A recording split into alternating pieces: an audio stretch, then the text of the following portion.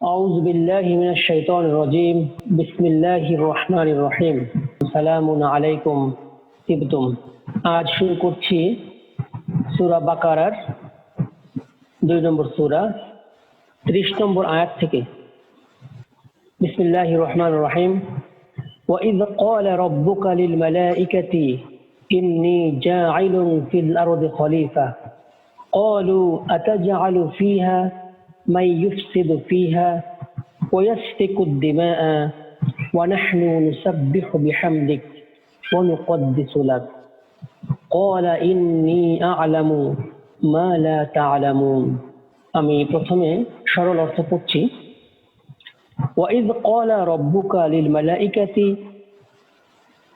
স্মরণ করো সে সময়ের কথা যখন তোমার প্রভু ফেরেশতাদিগকে বলেছিল, ইন্নী জাইলুন ফিল আরদি খলিফা, যে আমি পৃথিবীতে খলিফা বানাতে যাচ্ছি। ক্বালু, তারা বলল, আতাজআলু ফিহা মান ইউফসিদু ফিহা ওয়া ইয়াসফিকু দিমা, আপনি কি সেখানে এমন কাহাকে সৃষ্টি করিবেন যে অশান্তি ঘটাইবে, বিপর্যয় ঘটাইবে এবং রক্তপাত করিবে। ওয়া নাহনু নুসাব্বিহু বিহামদিক ওয়া নুকদ্দিসু লাক, আমরাই তো আপনার তাসবিহ প্রশংসার সহিত তাসবিহ বর্ণনা করছি। ওয়া নুকদ্দিসু লাক, এবং আপনার পবিত্রতা ঘোষণা করছি। ক্বালা ইন্নী আ'লামু মা লা তা'লামুন, তিনি বললেন, নিশ্চয়ই আমি যাহা জানি তোমরা তাহা জানো না।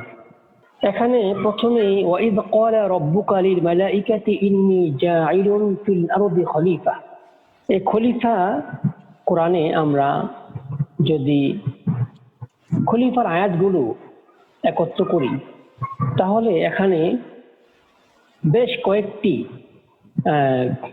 অর্থ ব্যাখ্যা ফুটে ওঠে।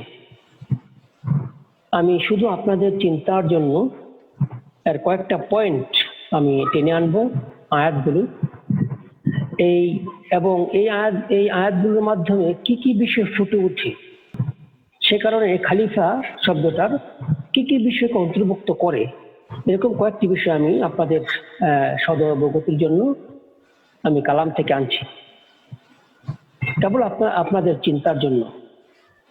প্রথমে খলিফা শব্দের দুটো ব্যাখ্যা হতে পারে। উত্তর পুরুষ অর্থে, অর্থাৎ পরবর্তী প্রজন্ম অর্থে। প্রথমত খলিফা দ্বারা আদমকে বোঝানো হয়েছে, কেননা আদম পৃথিবীতে জিনদের পরে এসেছে। এখানে উত্তর পুরুষ একটা প্রজন্মের পরবর্তী প্রজন্ম হিসেবে আদমের সূচনা অর্থে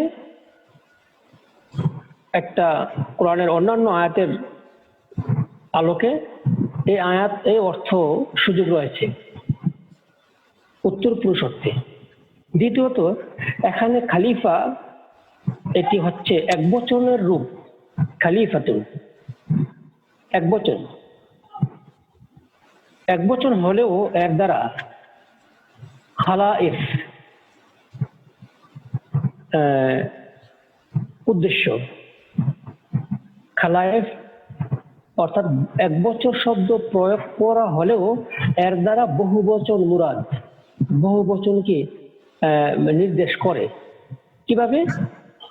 কোরআনে এমন শব্দের ব্যবহারের অনেক প্রমাণ রয়েছে যে আল্লাহ শব্দ তিনি নির্বাচন করেছেন একবচন, কিন্তু তিনি নিজে এই শব্দ দ্বারা বহুবচন ইন্ডিকেট করেছেন, বুঝিয়েছেন।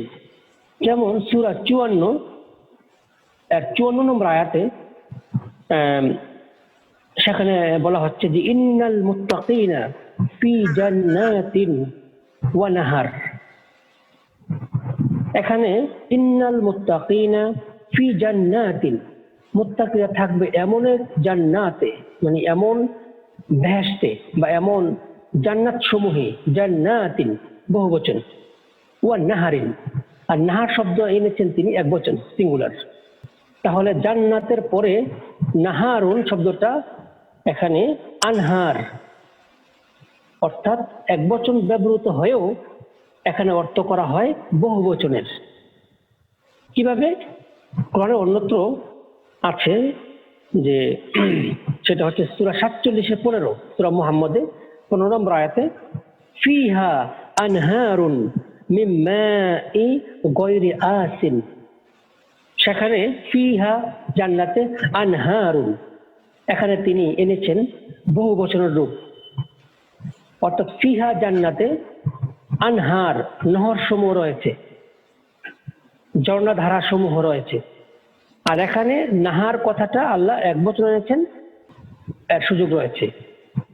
আরেকটা আয়াতে বললে আরো পরিষ্কার হবে, যেমন সূরা 25-74, ওয়াজআলনা লিল মুত্তাকিনা ইমামান, ওয়াজআলনা লিল মুত্তাকিনা ইমামান। এটা হয়তো ইব্রাহিম আলাইহিস সালামের দোয়া, সূরা 25-74, যে আমাদেরকে তুমি বানাও মুত্তাকিদের জন্য ইমাম। এখানে ইমামা শব্দটা আসছে সিঙ্গুলার, আর আরবির এই প্রয়োগ অনুযায়ী এটা হবে প্লুরাল। আমাদেরকে বানাও মুত্তাকিদের জন্য ইমামা, তার মানে কি একজন ইমাম, সিঙ্গুলার রূপ আনছে।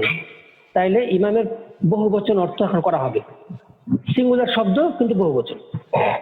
ফিল আরদি খলিফা শব্দটা এক বচন কিন্তু অর্থ হবে বহু বচন। আচ্ছা, ভিন্ন শব্দের এক বচন দিয়ে বহু বচনে এই উদাহরণের পাশাপাশি কোরআনের সুস্পষ্ট আয়াতই রয়েছে যে খালিফা শব্দ এক বচন দিয়ে আল্লাহ বহু বচন নির্দেশ করেছেন। এতক্ষণ তো আমরা ভিন্ন শব্দ দেখলাম, এটার পাশাপাশি খালিফা শব্দ এক বচন উল্লেখ করেও তিনি বহু বচন মুরাদ নিয়েছেন, এরকম স্পষ্ট ইঙ্গিত প্রমাণও কোরআনে আছে। কেবল আদম একা নন, বরং আদমের পরবর্তী বংশধর তথা সন্তান সন্ততিকে বোঝায় খালিফা দ্বারা। কিভাবে? এই যে এই আয়াতের পরে যে আল্লাহ ফেরেশতারা যে উক্তি করেছেন যে ইন্নী জাইলুন ফিল আরদি খলিফা, এই আয়াতের পরে ফেরেশতারা যখন বলেছেন আতাজালু ফিহা মাই ইফসিদু ফিহা ওয়া ইয়াসফিকু দিমা, সেখানে কি আপনি এমন কাউকে তৈরি করবেন, এমন কাউকে পাঠাবেন, বানাবেন যারা বিপর্যয় সৃষ্টি করিবে অথবা রক্তপাত ঘটাবে? কোরআন থেকে আমরা জানতে পারি পৃথিবীতে বিপর্যয় সৃষ্টি এবং রক্তপাত ঘটানোর কোনো ঘটনা নবী আদম তিনি সংশ্লিষ্ট ছিলেন না। কোরআনের মধ্যে পৃথিবীতে আদম এসে তিনি বিপর্যয় ঘটিয়েছেন অথবা রক্তপাত করিয়েছেন আদম, এর কোনো ইঙ্গিত, ছিটে ফাটা ইঙ্গিত নেই। বরং রক্তপাত যারা ঘটিয়েছে, যারা ফাসাদ সৃষ্টি করেছে, তারা হচ্ছে তার সন্তানাদি, আদমের সন্তানগণ। তাহলে এই আয়াত দ্বারা বোঝা যাচ্ছে যে প্রসঙ্গ আদমকে বোঝালেও কিন্তু ইন্ডিকেট করছে তার পরবর্তী প্রজন্ম ফেরেশতাদের উক্তির মাধ্যমে। আমরা সূরা 35-39 পাবো যে হুয়াল্লাযী জাআলাকুম খলাইফা ফিল আরদি, এখানে তিনি বহু বচন এনেছেন। হুয়াল্লাযী, তিনি আল্লাহ, যিনি জাআলাকুম তোমাদেরকে বানিয়েছেন, তোমাদের করেছেন, সৃষ্টি করেছেন, খলাইফা ফিল আরদি এই পৃথিবীর খলিফা। এখানে খলিফা শব্দ আনছেন, আমাদের সকলকে বুঝিয়েছেন, কিন্তু শব্দ আনছেন প্লুরাল। একই আয়াত সূরা 6-165 মধ্যে আছে হুয়াল্লাযী জাআলাকুম, হুয়াল্লাযী খলাকাকুম খলাইফাল আরদি। সূরা 35-39 খলাইফা ফিল আরদি, আর সূরা 6 আনআমের 165 আসছে খলাকাকুম খলাইফাল আরদি। এখানে ফি নেই, পৃথিবীর প্রতিনিধি। তিনি আল্লাহ যে তোমাদেরকে সৃষ্টি করেছেন পৃথিবীর প্রতিনিধি সমূহ রূপে, তোমাদেরকে সকলকে বুঝিয়ে তিনি খালাইফা শব্দ ব্যবহার করেছেন। তারপরে ওয়ায়াজআলুকুম খুলাফা, আর তিনি তোমাদেরকে বানিয়েছেন খুলাফা। এখানে খলিফা প্রতিনিধি অর্থে, এখানে খলিফা দ্বারা প্রতিনিধি অর্থে আদমকে বুঝাবে। আচ্ছা, এর পরবর্তী আর একটা, প্রথমে আমি বলছিলাম যে উত্তরপুরুষ,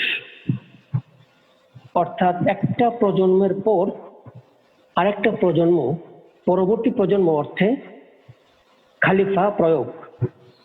এখানে আমি দুটো বুঝিয়েছিলাম যে শুধু আদম নন, একটা বলছিলাম যে শুধু আদমকে বুঝিয়েছে। তারপরে একটা এনেছি উত্তরপুরুষ হিসাবে শুধু আদম নয় বরং তার সন্তানাদি, সিঙ্গুলার শব্দ কিন্তু অর্থ হবে প্লুরাল। এতক্ষণ আমরা উত্তরপুরুষই ছিলাম।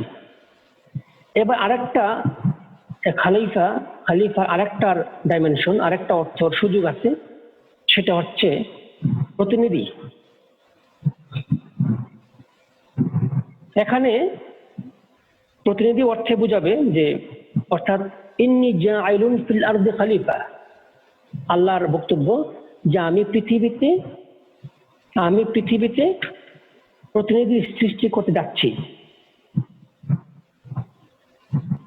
আর আল্লাহ ফেরেশতাদেরকে জানিয়ে দিয়েছেন যে বিপর্যয় ও রক্তপাত ঘটাবে তার বংশধরগণ, তার সন্তানাদি। অর্থাৎ যদি প্রতিনিধি হয় তাহলে পরবর্তী আয়াতে যে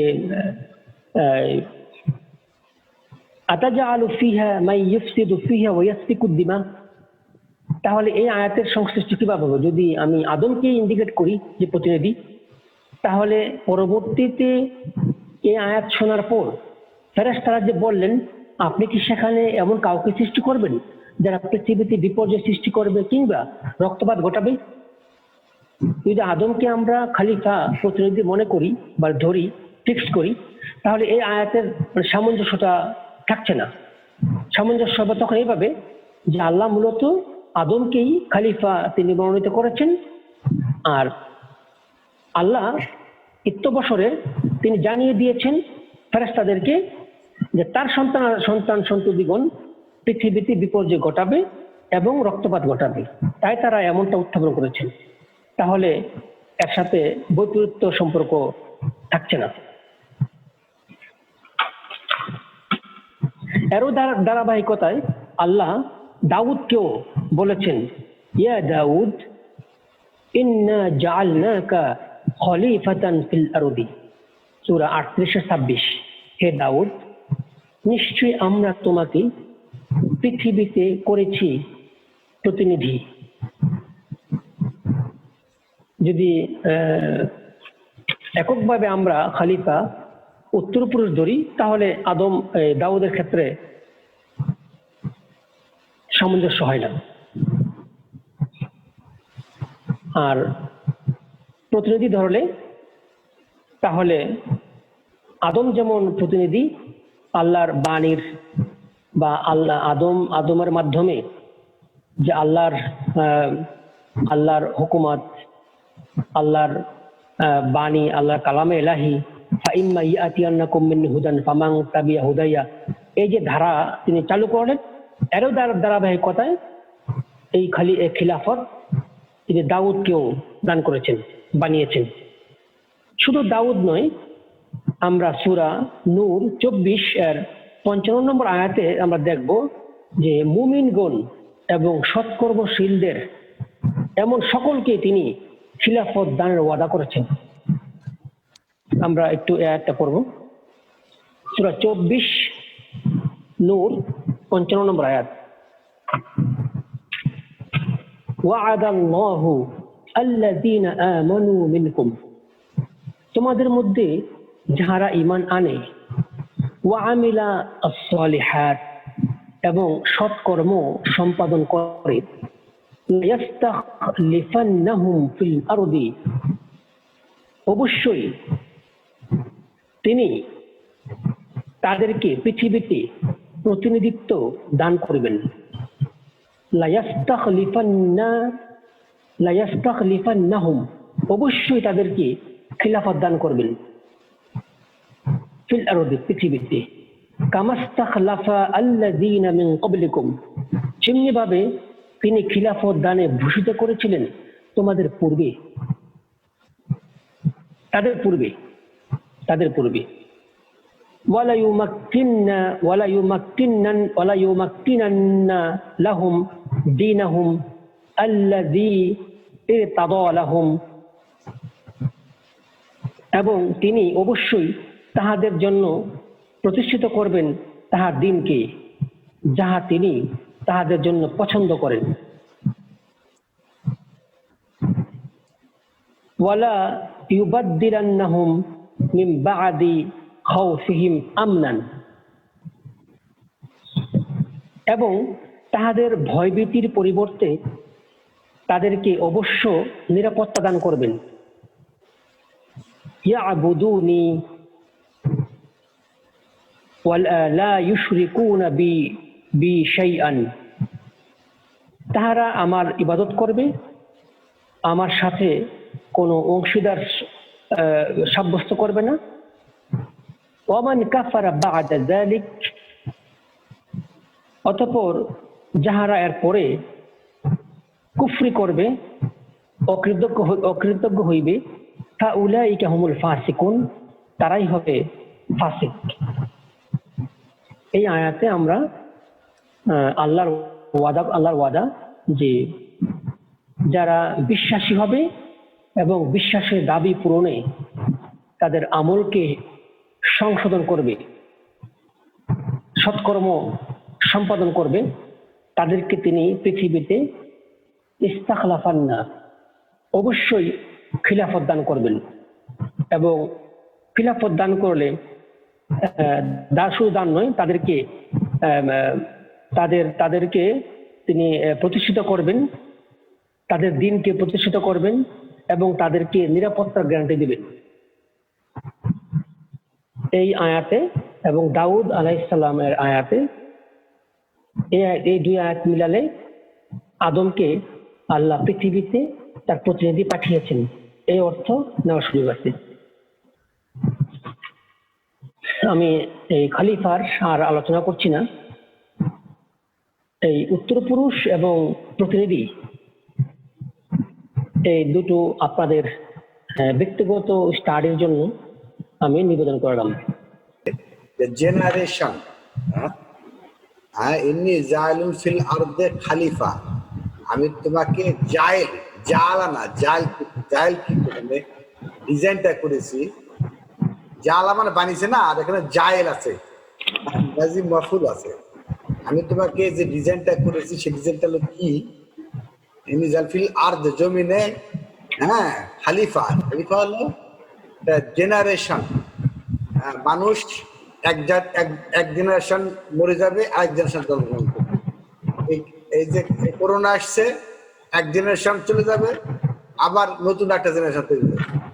এভাবে প্রতি 40 বছর পর একটা জেনারেশন শেষ হয়ে যায়, আরেক জেনারেশনের জন্ম হয়। মানব জাতি হবে জেনারেশন টু জেনারেশন। জিন জাতির কিন্তু এবার জেনারেশন নাই, ফেরেশতাদের কিন্তু জেনারেশন টু জেনারেশন নাই। মানুষের আল্লাহ জেনারেশন টু জেনারেশন।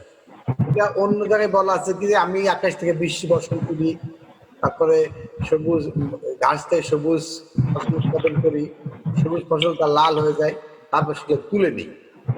জেনারেশনের ব্যাখ্যা, এরকম একটা ব্যাখ্যা আছে, জেনারেশনটা একবার তুলে নেবে, আবার নতুন করে মাটিতে ঘাস গজাবে, আবার মানুষ হবে, আবার ক্ষেত তুলে নেবে। কৃষক যেভাবে তুলে নেয় আর আবার নতুন ঘাস গজা, এই যে মানুষের যে এক জাতি আসতে দিয়ে চলে যায়, এটাই হলো জেনারেশন, প্রজন্মর পর প্রজন্ম হালায়। আর একটা সংশোধনী দিচ্ছি, আমি সূরা 6-165 আমি পড়েছিলাম যে ওয়াহুয়াল্লাযী খলাকাকুম, আসলে হবে ওয়াহুয়াল্লাযী জাআলাকুম খলাইফাল আরদি, ওয়া হুয়াল্লাযী জাআলাকুম খলাইফাল আরদি, আমি ভুলে পড়েছিলাম খলাকাকুম। এরপরে আমরা সূরা 21 সূরার বাকারার 31 নম্বর আয়াত পড়ছি। وعلم آدم الأسماء كلها, আর তিনি আদমকে আল আসমা কুল্লাহা, সকল নাম, যাবতীয় সকল নাম তিনি শিক্ষা দিলেন। সুম্মা, অতঃপর আরাদাহুম আলাল মালাইকা, অতঃপর তিনি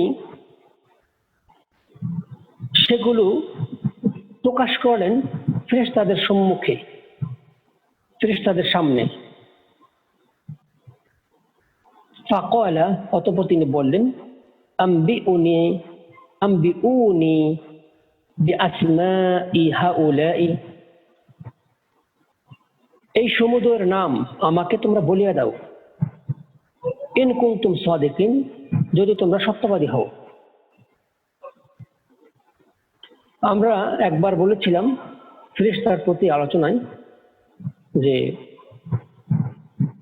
জাত দুইটা, একটা হচ্ছে মানব জাতি, একটা জিন জাতি। এই দুই জাতিকেই আল্লাহ মানুষের ইবাদতের দুই জাতিকেই আল্লাহর ইবাদতের জন্য তিনি সৃষ্টি করেছেন। ওমা খলাকতুল জিন্না ওয়াল ইনসা ইল্লা লিয়াবুদুন, আর ভিন্ন কোনো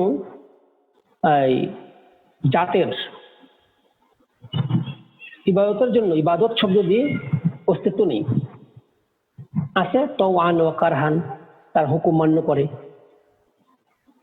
মূলত বিচার হবে এই দুই জাতির। এবং আমরা ফেরেশতার আলোচনা বলেছিলাম যে ফেরেশতারাও কাঠগড়া দাঁড়াবে এবং নবীগণকেও কাঠগড়া দাঁড় করানো হবে হাসরের ময়দানে, বিচার দিবসে। এবং ওনারাও এই দুই উত্তম শ্রেণী, দুই রাসূল, মানুষ জাতি থেকে উৎকৃষ্ট শ্রেণী মুস্তাফা, যাদেরকে আল্লাহ নির্বাচন করেছেন, তাদেরকেও তিনি বিচারের মুখোমুখি করবেন, জবাবদিহিতার আওতায় আনবেন। এবং ফেরেশতাদের যারা আপনার জিনদের অন্তর্গত, জিনদের মধ্য থেকে উৎকৃষ্ট শ্রেণী, তারা হচ্ছে মালাক, তারা হচ্ছে মুস্তাফা। মানুষদের মধ্যে যারা মুস্তাফা, তাদেরকেও তিনি বিচারের মুখোমুখি কাঠগড়া দ্বারা করাবেন। জিনদের মধ্যে মুস্তাফা, তাদেরকেও ফেরেশতা শ্রেণী, মালাক শ্রেণী, তাদেরকেও তিনি মুখোমুখি দাঁড় করাবেন। এখানে আল্লাহ বলছেন ওয়াল্লামা আদামা আল আসমা কুল্লাহা, আল্লাহ সকল কিছুর নাম আদমকে শিক্ষা দিলেন। আল আসমা বলে আবার কুল্লাহা বলেছেন।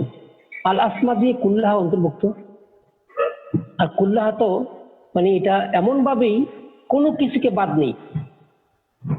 আল আসমা কুল্লাহা দিয়ে বোঝাচ্ছে যে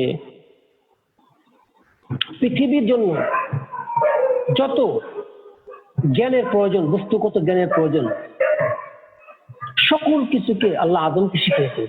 আল আসমা, আপনারা যদি একটা জিনিস খেয়াল করেন, এই পৃথিবীতে যত বৈজ্ঞানিক সৃষ্টি, এর কোনো না কোনো সূত্র পূর্ববর্তী বৈজ্ঞানিকগণ, দার্শনিকগণ লিপিবদ্ধ করে গিয়েছেন। নামটা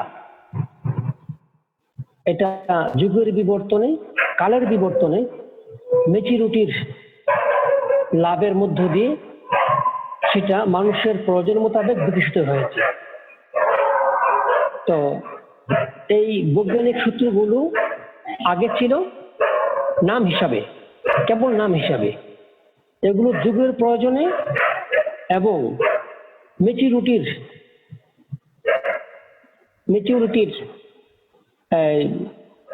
লাভের মধ্য দিয়ে মানুষের প্রয়োজন মোতাবেক সেগুলো বিকাশ ঘটেছে কেবল। ফাকালা আনবিউনি বিআসমাই হাউলাই ইন কুনতুম সাদিকিন।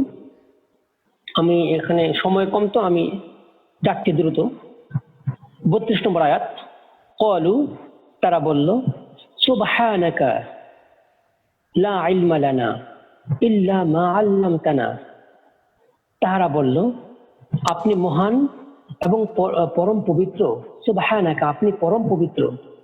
লা ইলমা লানা, আমাদের কোনো জ্ঞান নেই, কোনো ইলম নেই। ইল্লা মা আল্লামতানা, কেবল তাহা ছাড়া যা আপনি আমাদেরকে শিখিয়েছেন। ইন্নাকা আনতা আল আলিম আল হাকিম, নিশ্চয়ই আপনি মহাজ্ঞানী এবং প্রজ্ঞাময়। এখানে ফেরেশতাদের আল্লাহর প্রতি সারেন্ডার এর একটা সারেন্ডারের ধরন তিনি প্রকাশ করেছেন। 33 নম্বর আয়াত। ক্বালা ইয়া আদম আনবিউহুম বিআসমাইহিম। তিনি বললেন, হে আদম, আনবিউহুম, তুমি তাদেরকে বলিয়ে দাও, বিআসমাইহিম, সে সকল নামসমূহ। আমি একটা বিষয় বলিনি, আপনার চিন্তা করলে দেখেন 31 নম্বর আয়াতে একটু বলে ফেলি। আল আসমা কুল্লাহা, আল আসমা এটা হচ্ছে প্লুরাল। স্বাভাবিকভাবেই একটা প্লুরাল এটার ইন্ডিকেট মানে এটার জমির প্রোনাউন হবে স্ত্রীবাচক, সেজন্য কুল্লাহা আসছে। কুল্লাহা স্ত্রীবাচক দমির। সুম্মা আরাদাহুম, এই হুমটা কিন্তু হচ্ছে মুযাক্কার। সুম্মা, অতঃপর, আরাদাহুম, তিনি পেশ করলেন, হুম, তাদেরকে, মানে কাদেরকে, নাম সমূহকে। তাহলে একবার তিনি নাম সমূহকে বললেন প্লুরাল, এখানে আবার একটু আগে পরের আগের শব্দটাতে তিনি বলেছেন স্ত্রীবাচক। তার মানে হচ্ছে আদমকে স্ত্রীবাচক এবং পুরুষবাচক যাবতীয় নাম শিখিয়েছেন। ক্বালা ইয়া আদম আনবিউহুম বিআসমাইহিম, হে আদম, তাদেরকে এই সকল নাম বলিয়ে দাও। ফালাম্মা আনবাআহুম বিআসমাইহিম, অতঃপর সে তাদেরকে সেই সমুদয়ের নাম বলিয়া দিলে। ক্বালা, তিনি বললেন, আল্লাহ বললেন, আলাম আকুল লাকুম, আমি কি তোমাদেরকে বলিনি, ইন্নী আ'লামু গায়বাস সামাওয়াতি ওয়াল আরদ, আকাশমণ্ডলী ও পৃথিবীর অদৃশ্য বস্তু সম্বন্ধে আমি নিশ্চিতভাবে অবহিত। ওয়া আ'লামু মা তুবদুনা ওয়া মা কুনতুম তাকতুমুন, তোমরা যাহা ব্যক্ত করো কিংবা গোপন করো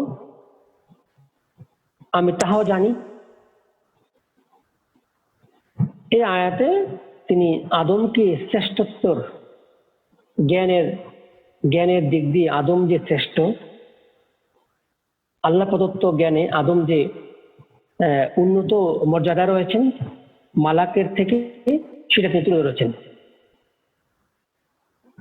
এরপরের আয়াত 34 নম্বর আয়াত। وَإِذْ قُلْنَا لِلْمَلَائِكَةِ اسْجُدُوا لِآدَمَ فَسَجَدُوا إِلَّا إِبْلِيسَ, যখন আমি ফেরেশতাদেরকে বললাম, উসজুদু, তোমরা সেজদা করো, লিআদামা, আদমের জন্য কিংবা আদমকে, ফাসাজাদু ইল্লা ইবলিস, অতঃপর তারা সকলেই সেজদা করলো ইবলিস ব্যতীত। আবারও কথা রিপিট করছি যে উসজুদু লিআদম, আল্লাহর যে কমান্ড, এই কমান্ডের মধ্যে সকল ফেরেশতা মালাইকা অন্তর্ভুক্ত, এখানে ইবলিস অন্তর্ভুক্ত। আল্লাহ কমান্ড করেছেন ইবলিস, মালাইকাকে, ফেরেশতাদেরকে তিনি নির্দেশ দিয়েছেন, কমান্ড করেছেন সেজদা করো। আদমের জন্য। এই সেজদা করো যাদেরকে তিনি মুখাতাব করেছেন, যাদেরকে তিনি নির্দেশ করেছেন, এই গোত্রের মধ্যে ইবলিস অন্তর্ভুক্ত, ইবলিস রয়েছে। আর এই ইবলিস সহ সবাইকে আল্লাহ বলেছেন মালাইকা, ফেরেশতা। তার মানে হচ্ছে ফেরেশতা এর যে শ্রেণীভুক্ত, ইবলিস একই শ্রেণীভুক্ত।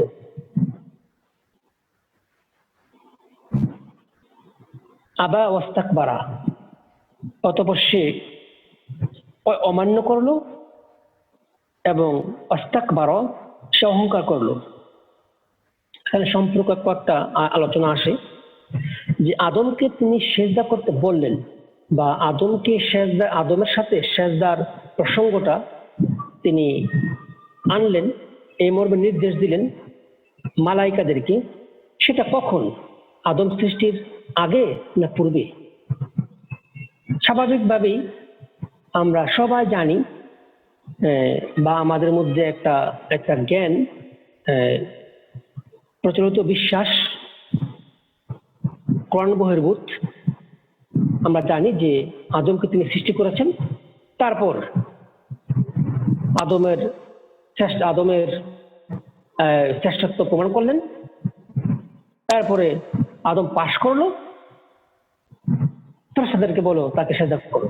এরকম একটা সিনিয়রও আমাদের মাথায় বেশি উঠে, কোরআন থেকে এই সিনিয়রও উঠে না। আমি আবার সহজ করে বলি, ফেরেশতাদেরকে যে নির্দেশ দিলেন যে আদমের জন্য সেজদা করো বা আদমকে সেজদা করো, সেই সেজদাটা আদম সৃষ্টির আগে না আদম সৃষ্টির পরে? এটা সহজ উত্তর হচ্ছে আদম সৃষ্টির আগে। এখানে এই প্রসঙ্গটা নেই। আদম সৃষ্টির আগে না আদম সৃষ্টির পরে, এই উত্তরটা এই আয়াতে নেই। উত্তরটা আছে সূরা 15 এর 28-29 নম্বর আয়াতে, এবং সূরা 38, সূরা সদ এর 72-73 নম্বর আয়াতে। আমরা প্রথমে যাব সূরা হিজর 15।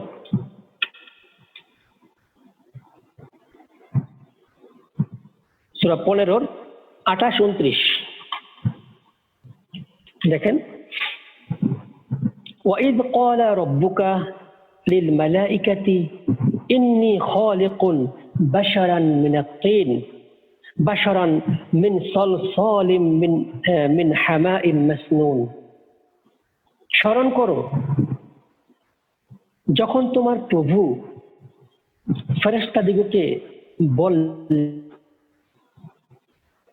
ইন্নী খালিকুন বাশারান মিন সলসলিন মিন হামাইম মাসনুন, আমি গন্ধযুক্ত কর্দমের শুষ্ক ঠনঠনা মৃত্তিকা হইতে মানুষ সৃষ্টি করতে যাচ্ছি। আমরা জানি খালিকুন, জাইলুন, এই শব্দগুলো আপনার ফিউচার টেন্সকে অন্তর্ভুক্ত করে, অতীত না। তাহলে আমি সৃষ্টি করতে যাচ্ছি, আমি সৃষ্টিকর্তা, আমি বানানেওয়ালা। ইন্নী খালিকুন বাশারান মিন সলসলিম মিন হামাইম মাসনুন, আমি হামাইম মাসনুন এবং সলসল নামক মৃত্তিকা থেকে মানুষ বাসার সৃষ্টি করতে যাচ্ছি। I am going to. ফাইজা সাওয়াইতুহু, অতঃপর যখনই আমি উহাকে স্থির করিব, সুঠাম করিব। ফাইজা সাওয়াইতুহু, যখনই আমি উহাকে সুঠাম করিব, আকৃতি দিব। ওয়া নাফাখতু ফীহি মিন রূহি, এবং উহাতে আমার পক্ষ থেকে রূহ, আমার কমান্ড, আমার নির্দেশ সঞ্চার করিব। ফাকাউ লাহু সাজিদিন, তখন তোমরা তাহার প্রতি সিজদাপ্রত হইও। এটা কি আদম সৃষ্টির আগের ঘটনা, পরের ঘটনা? আগের ঘটনা। আদম সৃষ্টির আগের ঘটনা। ফাসাজাদা আল মালাইকাতু কুল্লুহুম আজমাউন ফাসাজাদা আল মালাইকাতু কুল্লুহুম আজমাউন ইল্লা ইবলিস। আবার একই প্রসঙ্গ আসছে। অতঃপর সকল ফেরেশতারা আজমাউন একত্রে জমায়েত ভাবে তাকে সিজদা করলো, ইবলিস ছাড়া। আবা আইয়াকুনা মা'আস সাজিদিন, সে সিজদাকারীদের সাথে অংশগ্রহণ করতে সে অস্বীকার করলো।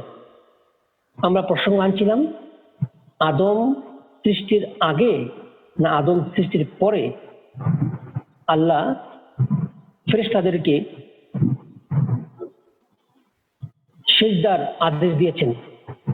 আমরা বলছিলাম আদম সৃষ্টির আগের ঘটনা। এই মর্মে আমরা সূরা 15 হিজরের 71-72 আয়াত করেছি।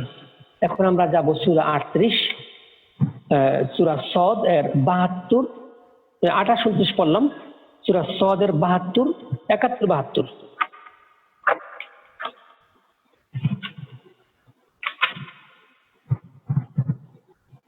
وَإِذْ قَالَ رَبُّكَ لِلْمَلَائِكَةِ إِنِّي خَالِقٌ بَشَرًا مِنْ طِينٍ। স্মরণ করো তোমার প্রতিপালক ফেরেশতাদিগকে বলিয়াছিলেন, আমি মানুষ সৃষ্টি করতেছি, আমি মানুষ সৃষ্টি করতে যাচ্ছি মিনাত তিন থেকে, কাদামাটি থেকে। এখানে খালিকুন ফিউচার, আমি বাশার মানুষ সৃষ্টি করতে যাচ্ছি তিন থেকে। ফাইজা সাওয়াইতুহু, যখন আমি উহাকে সুষম করিব, আকৃতি দিব। ওয়া নাফাখতু ফীহি, এবং তাতে আমার রূহ সঞ্চার করিব। ফাকাউ লাহু সাজিদিন, তোমরা সিজদাবনত হইও। ফাসাজাদা আল মালাইকাতু কুল্লুহুম আজমাউন ইল্লা ইবলিস। একই প্রসঙ্গ। এই দুই আয়াত দ্বারা স্পষ্ট প্রমাণ হয় আদম এর সৃষ্টির আগেই আদমকে সিজদার নির্দেশ দিয়েছিলেন আল্লাহ। আদম সৃষ্টির আগেই ফেরেশতাদেরকে আল্লাহ সিজদার নির্দেশ দিয়েছিলেন। এরপরে আয়াত আবা ওয়াস্তাকবারা, 34 নম্বর আয়াত সূরা বাকারা। আবা ওয়াস্তাকবারা ওয়া কানা মিনাল কাফিরিন। আবা, সে অস্বীকার করলো, অবাধ্য হলো।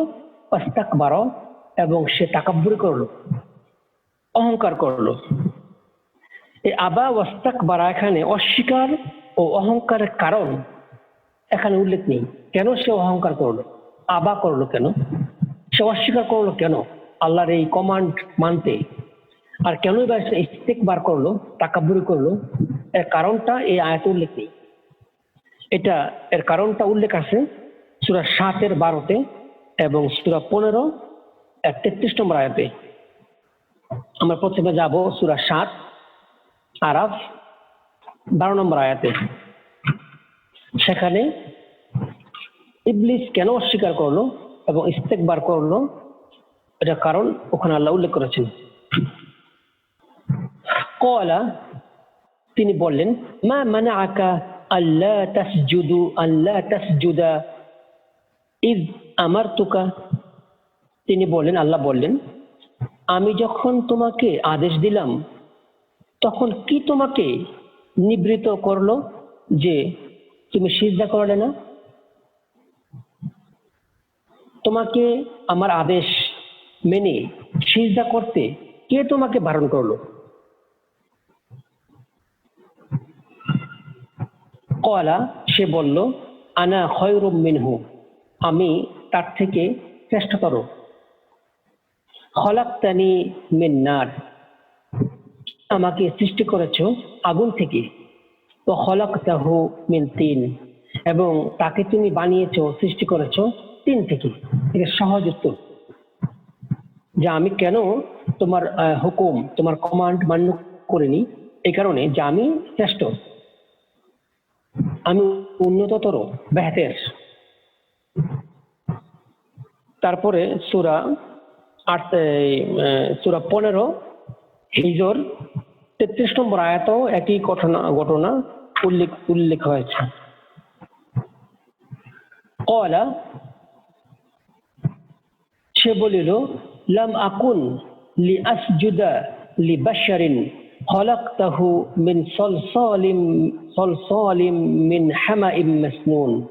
সে বলিল, আপনি গন্ধযুক্ত কর্দমের শুষ্ক ঠনঠনা মৃত্তিকা হইতে যে মানুষ সৃষ্টি করিয়াছেন, আমি তাহাকে সিজদা করিবার নহি,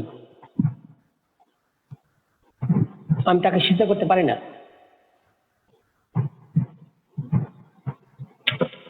এখানেও এই আদমকে কেন ইবলিস সিজদা করলো না, অর্থাৎ মালাইকাদের সাথে জমায়েতবদ্ধ হয়ে আল্লাহর হুকুম কেন মান্য করলো না ইবলিস, এবং কেন সে ওয়াকানা মিনাল কাফিরিন, সে কাফিরদের অন্তর্ভুক্ত হলো, এর কারণটা এই 2 আয়াতে আল্লাহ বর্ণনা করেছেন। এতক্ষণ আমরা আদম সৃষ্টির হাকিকত এবং আদমের জ্ঞানের মাধ্যমে মানুষ যে শ্রেষ্ঠত্বের আসনে আসীন গ্রহণ করে,